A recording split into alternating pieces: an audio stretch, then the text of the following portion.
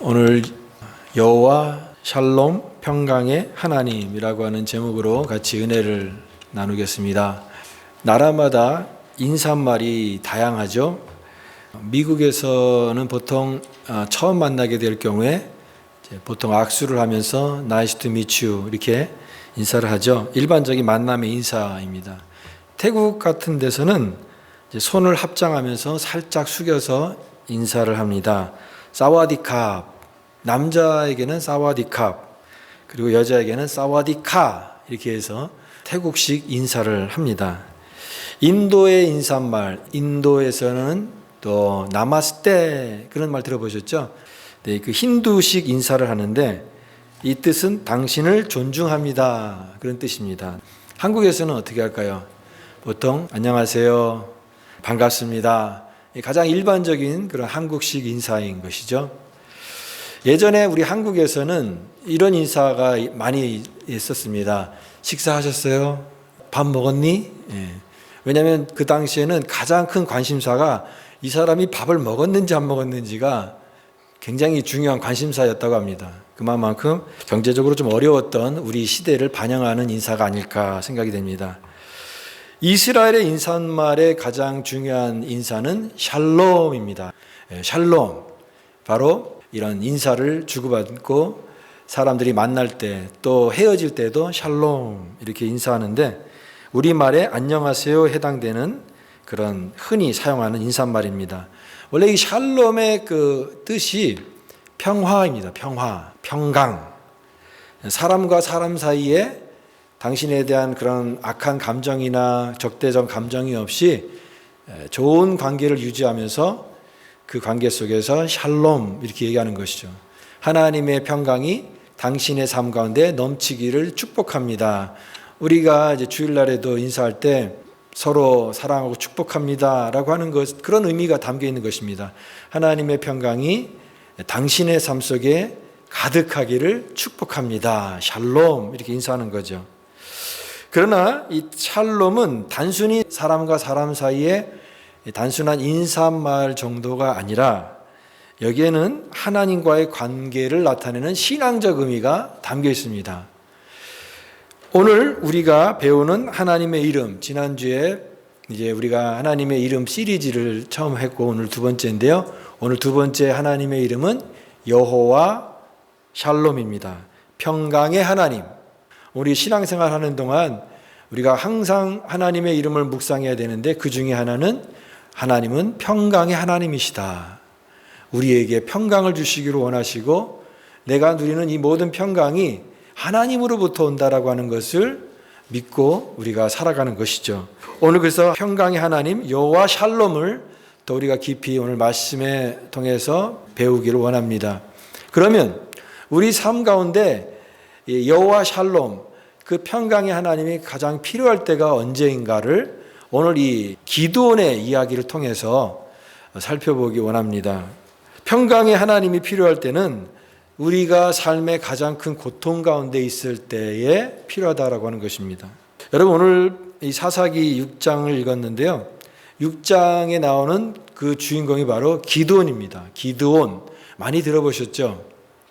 그 사사기, 그러니까 이스라엘이 왕정 시대 되기 전에 있었던 그런 사사 시대가 있었습니다.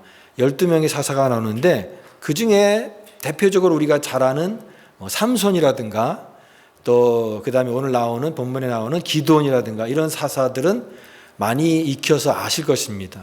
기드온 하면은 제일 먼저 떠오르는 그 단어가 기드온 300용사죠. 기드온의 300용사. 그 300용사를 가지고 미디안 연합군 10만 명 이상의 그러니까 미디안이 여러 다른 민족과 연합을 해서 이스라엘을 쳐들어왔는데 그 연합군 10만 명 이상 된 연합군을 300용사로 이긴 거죠. 그 이야기가 바로 기드온의 이야기이기 때문에 우리가 기드온 하면은 300용사, 그러니까 기드온 굉장히 용맹한 사람, 어떻게 그런 소수 정예로 수많은 대적을 물리칠 수 있었는가? 이스라엘의 영웅 아닌가? 이렇게 생각을 하게 되는데, 그러나 사실은 이 기드온을 우리가 오늘 본문에서 살펴보면은 굉장히 용사다운 그런 면모보다는 굉장히 평범하고 또 어떤 의미에서는 아주 나약한 한 농부에 불과한 그런 사람이었다라고 하는 것입니다. 그는 므낫세 지파의 아비에셀이라고 하는 지역에 사는 사람이었습니다. 근데 우리가 기드온이 활약했던 그 시대의 상을 좀 알아볼 필요가 있습니다. 하나님께서 이제 이스라엘을 애굽 땅에서 인도해 가지고 이스라엘 땅에 이제 가나안 땅에서 정착해서 사는데 아직 왕정 시대는 되지 않았습니다. 그때 이스라엘 민족을 계속 괴롭히는 이방 민족들이 있었던 거죠. 그 이방 민족들이 괴롭히면 너무나 그 고통이 심해서 하나님을 찾을 때 또 하나님이 사사라고 하는 그 시대에 특별한 그런 리더자를 세우셔서 그 위기를 구출해 내십니다. 그러면 또 이스라엘 백성들이 또 타락하게 돼요. 그러면 또 부르짖게 되고, 타락하면 또 하나님의 벌로 또 이방 민족의 침입을 받아서 이스라엘이 또 큰 어려움을 겪습니다.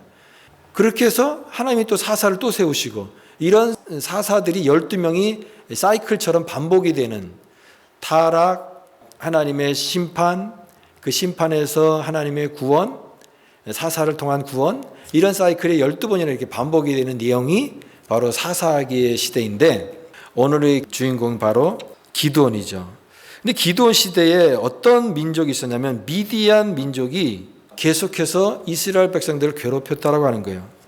이스라엘 사람들이 특별히 하나님의 그 선민 아니겠습니까? 하나님을 잘 섬겨야 되는데 이제 그들이 하나님을 잘 섬기지 않고 우상 숭배에 빠져서 타락하게 됐을 때, 그때 하나님께서 또 이방 민족의 그런 압제 속에서 그들이 또한 이 고통을 당하게 하시는 그런 내용이 나오는데, 그때 그 괴롭힌 사람들이 누구냐면 미디안입니다.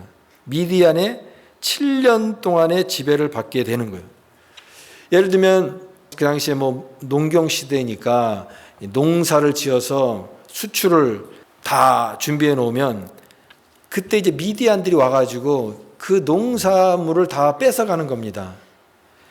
그리고 가축들, 소나 양이나 이런 필요한 가축들도 다 남김없이 완전히 다 뺏어가는 거죠. 양식이 남아있지 않을 정도였습니다. 미디안의 횡포가 너무나 극심해서 이스라엘 사람들은 그 자기 양식을 빼앗기지 않기 위해서 산에다가 굴도 파고 또 구멍을 파서 거기에 숨어서 살 정도이니까 얼마나 그들의 고통이 심했는지를 생각해 볼 수 있는 것이죠. 바로 기드온이 활약했던 그 시대가 그런 시대였다라고 하는 것입니다. 왜 이렇게 하나님의 백성 이스라엘이 이렇게 고난을 당하고 하나님을 믿지도 않는 저런 이방 민족들, 미디안의 민족들의 이렇게 수탈을 당하고 억압을 받는 이런 상황이 왜 이렇게 생겼을까? 그것은 우연히 일어난 고통이 아니고 미디안이 특별히 강해서가 아니라 이스라엘이 하나님의 말씀을 거역하고 그 하나님의 구원의 은혜를 잊었기 때문입니다.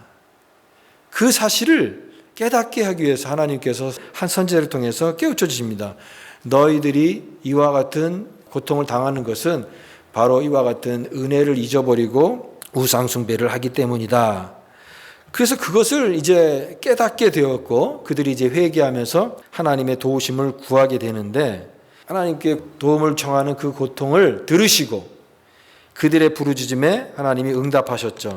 그래서 바로 이스라엘의 구원을 위해서 사사로 세운 사람, 그 사람이 바로 오늘 나오는 기드온이다라고 하는 것입니다. 여러분, 바로 이런 상황들을 생각해 볼 때 항상 우리가 여호와 샬롬, 그 하나님의 평강을 우리가 왜 사모하냐면 인생의 고통 때문이라고 하는 것입니다. 오늘날 많은 사람들이 왜 하나님 앞에 간절히 기도합니까? 그런데 삶에 이 샬롬을 잃어버렸기 때문이라 생각이 듭니다. 샬롬을 잃어버린 사람들이 많아요.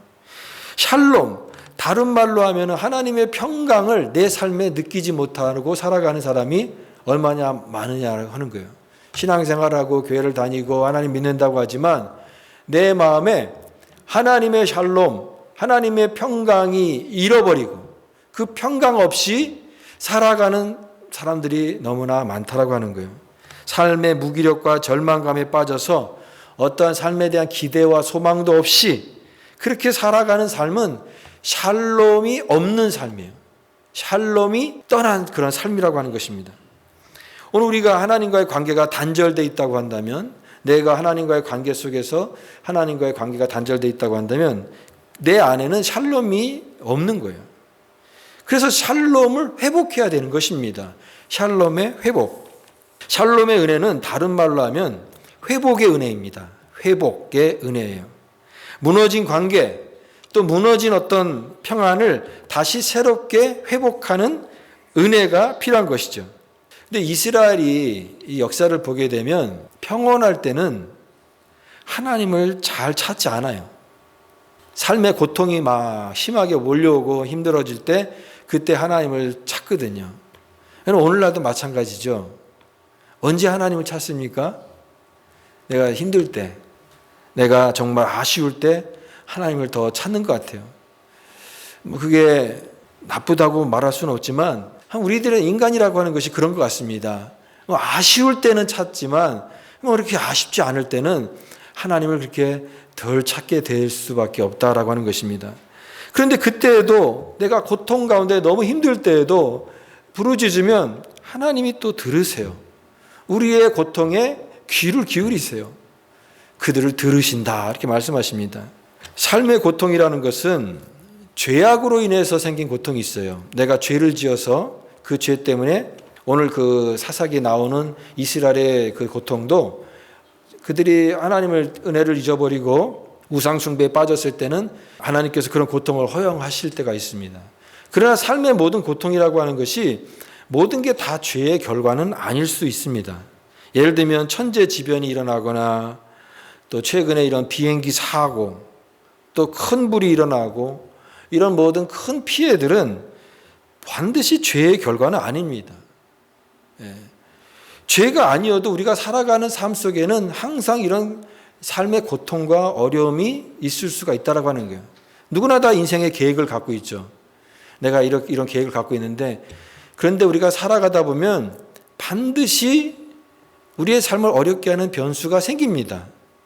내가 예상하지 못하는 일들이 일어날 수가 있어요.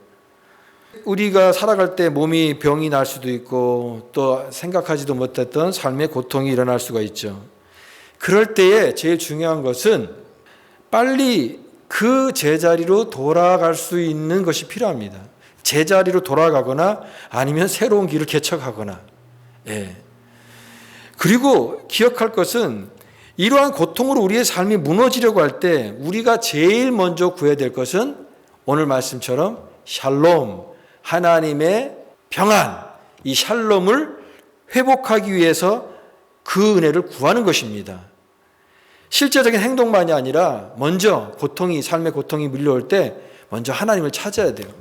여러분, 우리의 삶에 고통이 온다라고 하는 것은 우리의 삶이 거기서 끝났다라고 하는 것을 의미하지 않습니다.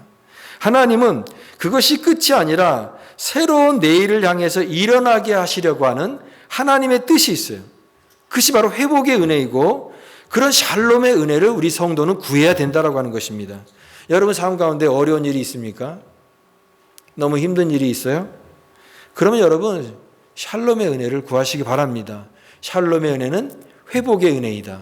내 삶이 여기서 끝나는 게 아니라 반드시 회복하시는 하나님의 은혜, 평강의 은혜, 샬롬의 은혜, 그 은혜를 구하게 되면 하나님이 이 평강이 임하게 되면 넘어진 나를 다시 일으켜 세우는 하나님의 은혜로 나를 회복시켜 주실 줄 믿습니다. 이것이 샬롬의 은혜인 것이에요. 하나님이 이스라엘 백성들을 구하기 위해서 지도자를 일으키는데 아까도 말씀드렸던 것처럼 그것이 사사라고 했습니다. 사사.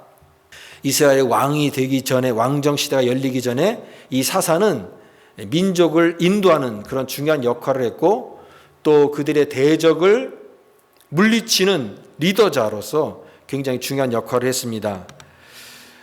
근데 오늘 이 기드온은 어떤 사람이었을까요? 우리가 기드온 하면은 막연하게 300용사 또 굉장히 용맹성을 가지고 나갔던 사람 이렇게 생각할 수 있는데요. 사실은 성경을 자세히 보면 그런 사람이 아니었다고 하는 거예요. 기드온은 한마디로 말해서 특별한 게 별로 없어요. 뭐 지도자가 될 만한 어떤 민족을 구원할 만한 그런 어떤 특별한 게 전혀 없는 아주 평범한 그런 사람이었다고 하는 것입니다.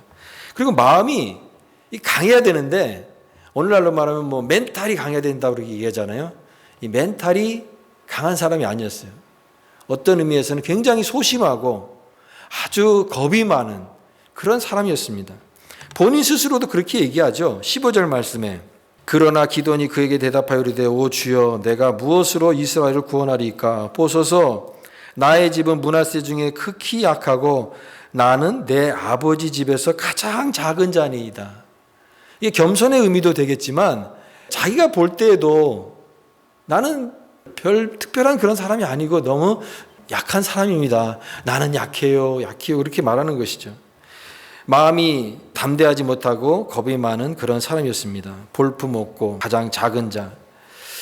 그리고 처음에 기드온을 부르실 때 그가 어떤 장면에서 하나님의 부르심을 받았냐면, 이제 그들이 곡식을 준비하면은 미디안 사람들이 와가지고 항상 그것을 훔쳐가니까 이거를 빼앗기지 않기 위해서 그가 여기에 밀을 포도주들에 타작했다라고 나와 있습니다. 11절 말씀에 여기 마지막 부분에 보면은 미디안 사람에게 알리지 아니하려 하여 밀을 포도주 틀에서 타작하더니, 그러니까 이 상황을 한번 생각해 보십시오. 조용하게 몰래. 왜냐면은 이게 미디안 사람들이 언제든지 와가지고 다 훔쳐가니까 이거를 빼앗기지 않으려고 조심스럽게 밀을 포도주 틀에, 포도주는 소리가 나지 않잖아요. 그러니까 이거를 숨기면서 아주 은밀하게 행동하는 이 기드온의 모습을 생각해 볼 수가 있는데, 근데 하나님께서 언제 기드온을 부르셨냐면 바로 그때 부르셨다라고 하는 것입니다. 그때. 그러면서 하나님께서 뭐라고 말씀하시냐면 큰 용사여 이렇게 말씀하십니다.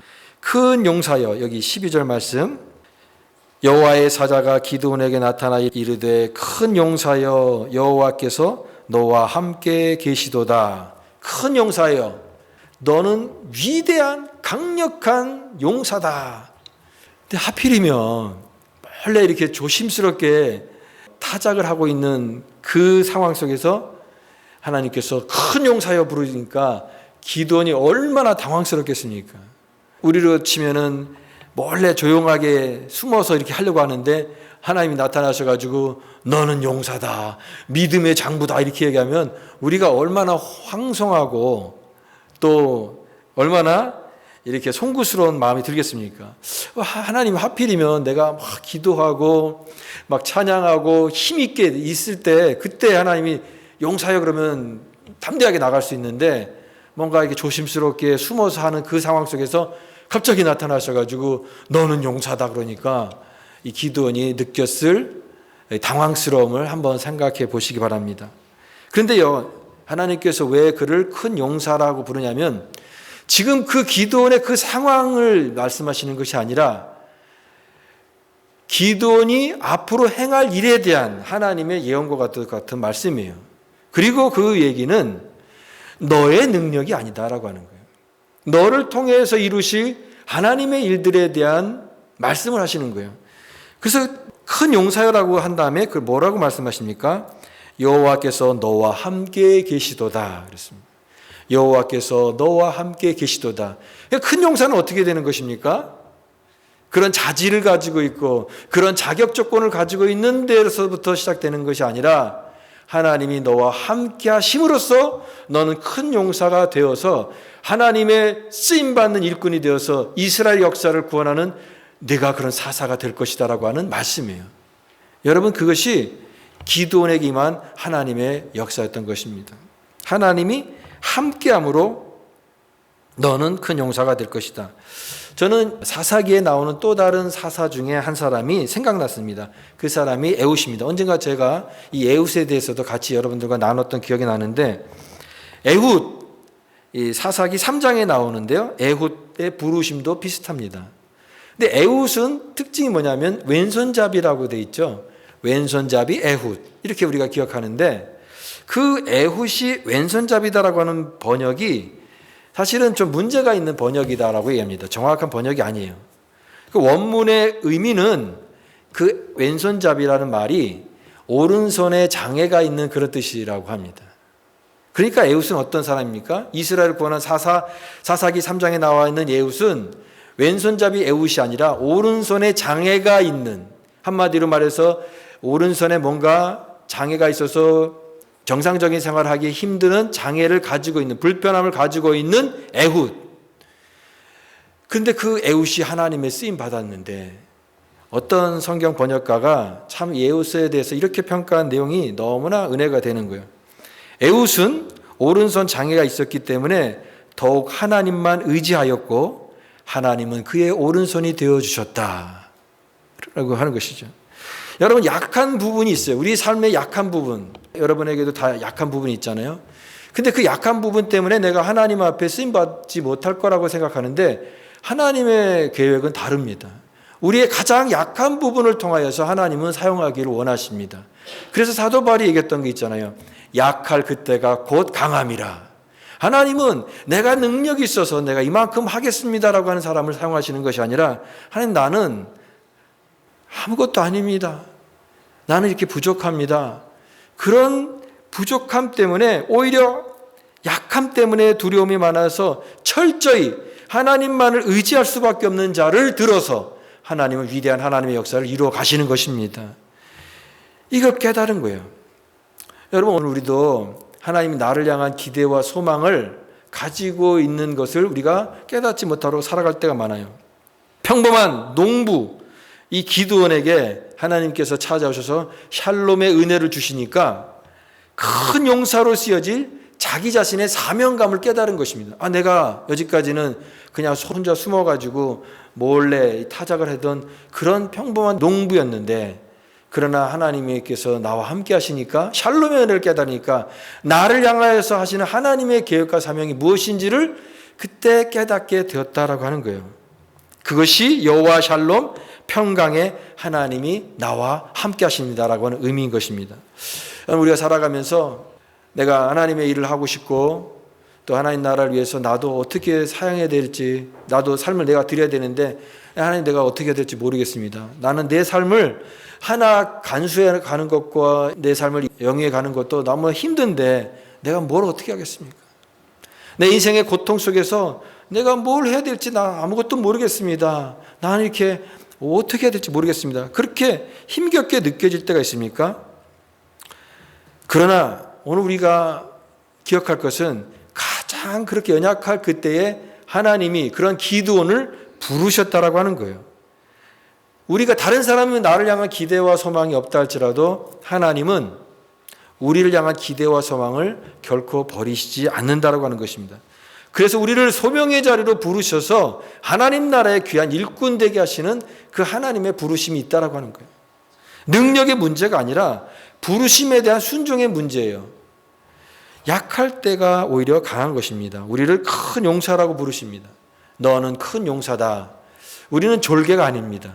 여러분, 한 사람 한 사람이 그냥 나는 아무것도 아닙니다. 그게 아니에요. 여러분은 용사인 것입니다. 하나님 나라의 용사인 거예요. 일당백을 감당할 수 있는 하나님 나라의 십자가의 군대예요. 우리가. 여러분, 한두 사람이 이 세상 역사를 뒤집는 거 아시죠? 우리가 이렇게 숫자도 많지 않고 이렇게 약한데 뭘 합니까? 그렇지 않습니다. 몇 사람이, 정말 헌신된 사람이 마음을 모으면요, 이 세상의 역사도 뒤집습니다. 마찬가지로 우리 한 사람 한 사람이 하나님의 거룩한 부르심을 받은 우리가 큰 용사요. 나는 그냥 평범하게 살아가는 그런 일개 졸개에 불과한 그런 사람이 아니라 엄청난 용사, 십자가의 군병이다라고 하는 것을 여러분 반드시 기억하시기 바랍니다. 오늘 우리 삶 가운데 무거운 삶의 짐이 있습니까? 감당할 수 있는 하나님의 힘을 주십니다. 그거 극복할 수 있고 언제든지 하나님이 함께 하시면 이길 수가 있는 것입니다. 그것이 바로 여호와 샬롬, 평강의 하나님이 나와 함께 하시는 은혜인 것입니다. 오늘 성도에게는 그런 은혜를 주셨다는 것을 기억하시면서 항상 주의 사명을 감당하는 거룩한 주의 백성이 되시기 바랍니다. 많은 사람들이 입으로 하나님의 임재, 또 하나님의 현존, 하나님께서 역사 이런 얘기를 하는데 그냥 말로만 할 때가 많아요. 하나님의 임재와 실존을 잘 느끼지 못하고 그냥 살아갈 때가 많습니다. 그러나 우리가 때로는 어떤 예배를 통해서 또 우리가 하나님 앞에 특별히 기도를 하면서 그 하나님께서 정말 오늘 우리 가운데 나와 함께 하시는 하나님의 현존, 하나님의 임재를 느끼는 경우가 있어요. 마틴 루터라고 하는 종교개혁가 있잖아요. 종교개혁했던 이 마틴 루터가 대학생 때 어떤 들판을 가다가 들판에서 천둥번개가 팍 치는 거예요. 근데 그 천둥번개가 엄청나게 쳤나 봐요. 그때 그 천둥번개의 그 압도하는 위협에 그 자리에서 그 무서움을 느끼면서 하나님의 임재를 그때 마틴 루터가 느꼈다고 합니다. 평상시 같으면 그냥 천둥번개는 자연현상이잖아요. 근데 그 천둥번개라고 하는 자연현상이 그 당시에 마틴 루터에게는 하나님의 임재로 느껴졌던 겁니다. 그 위대하신 하나님 앞에서 자기의 삶을 돌아보게 하는 그 번뜩이는 섬광 속에서 마틴 루터가 하나님을 만난 것이에요. 이처럼 하나님의 임재를 느끼고 체험하는 순간이 필요하다고 하는 것입니다. 여러분, 신앙은 이론이 아니잖아요. 하나님을 만나는 것이잖아요. 하나님이 살아계시고 역사하시고 임재하시고 오늘 이 자리에 나와 함께 하신다는 것을 체험하는 것이 신앙이잖아요. 그런 하나님의 임재를 느껴야 하는 것입니다. 그럴 때 우리의 믿음이 더 굳건해지는 것입니다. 예배를 우리가 살아있는 예배라고 하는 표현을 많이 쓰잖아요. 그럼 예배는 살아있는 예배인데 살아있지 않은 예배는 어떤 예배입니까? 아무 일도 일어나지 않는 예배. 그냥 몸은 와 있지만 어떠한 그런 마음의 울림도 없는 그런 예배는 살아있지 않는 예배예요. 그러나 살아있는 예배는 우리의 감정이 막 복받치고 그러는 것이 살아있는 예배가 아니라 하나님이 임재하는 것을 느끼게 하는 예배인 것이에요. 하나님이 임재로 충만할 때 그 예배는 살아나게 되는 것이죠. 하나님을 대면하는 거예요. 각 사람이. 하나님 지금 오늘 우리와 함께 하시고 나와 함께 하시는구나. 그 하나님의 임재를 만나게 될 때 우리 영혼이 살아나게 되는 것입니다. 우리 영혼이 새롭게 생명력 있게 살아나는 것이에요. 오늘 그런 경험이 기드온에게 일어났습니다. 기드온이 하나님을 만났거든요. 자기를 부르신 분이 정말 하나님이신지 그럼 내가 증거를 보여주세요. 그랬습니다. 하나님 증거를 그럼 보여주세요. 그랬더니 기드온이 가져온 고기와 무교병을 바위에 올려놨는데 여러분 어떻게 됐습니까? 불이 바위에서 나와서 그 모든 걸 살라버렸습니다. 그 장면을 목도한 거예요. 그 기드온이 너무 놀라서 두려운 가운데, 왜냐하면 하나님의 임재를 경험한 사람은 죽을 수밖에 없기 때문에 자신의 죽음에 대한 두려움이 있어서 그가 두려워하고 있었어요. 근데 그때 하나님의 응답이 뭐냐면 두려워하지 말라. 내가 죽지 아니하리라고 하는 말씀을 주셨어요. 기드온이 그때 깨달았던 것은 무엇이었습니까? 하나님이 두려운 하나님이 아니고 벌을 막 내리시고 우리를 두렵게 하시는 그런 하나님이 아니라 내가 갖고 있는 이 어려운 상황들, 내 어려움들, 그런 걸 다 아시는 하나님이 나를 찾아오시고 나를 만나시는 그 평강의 하나님인 것을 그때 기드온이 깨달았던 겁니다. 그래서 그 이름을 여호와 샬롬, 평강의 하나님, 이렇게 부른 것입니다. 여러분, 이 기드온이 하나님의 임재를 경험했던 것처럼 오늘 우리 삶 가운데도 이와 같은 경험이 필요한 줄 믿습니다. 우리 모두는 하나님을 대면하는 내면의 시간이 필요해요. 저 멀리 계신 하나님이 아니라 내 앞에 가까이 계신 하나님, 나에게 말씀하신 하나님, 내 모든 상황 가운데 그 모든 걸 아시고 나에게 평강으로 다가오시는 그 하나님의 임재와 하나님의 현존을 경험하는 경험이 우리 모두에게 있기를 바랍니다. 그럴 때 지금까지 희미하게 느껴진 신앙이 아니라 생생한 감격을 갖는 그런 신앙생활로 변화될 것입니다. 그동안 마음에서 한 번도 경험하지 못한 은혜와 기쁨이 샘솟는 그런 신앙생활을 시작할 수가 있게 되는 줄 믿습니다. 안심하라, 두려워 말라. 여호와 샬롬, 평강의 하나님입니다. 여러분, 이런 하나님의 평강이 여러분의 삶 가운데 필요하지 않습니까? 하나님, 우리 가정에 여호와의 평강, 샬롬의 하나님 함께해 주옵소서. 내 삶 가운데 내가 뭘 할지도 모르고 내가 이런 인생의 고통 가운데 있을 때 그때 만난 하나님, 여호와 샬롬입니다. 하나님의 평강 가운데 그 평강을 누리고 담대하게 살아가는 거룩한 주의 백성 다 되실 수 있기를 간절히 축복합니다.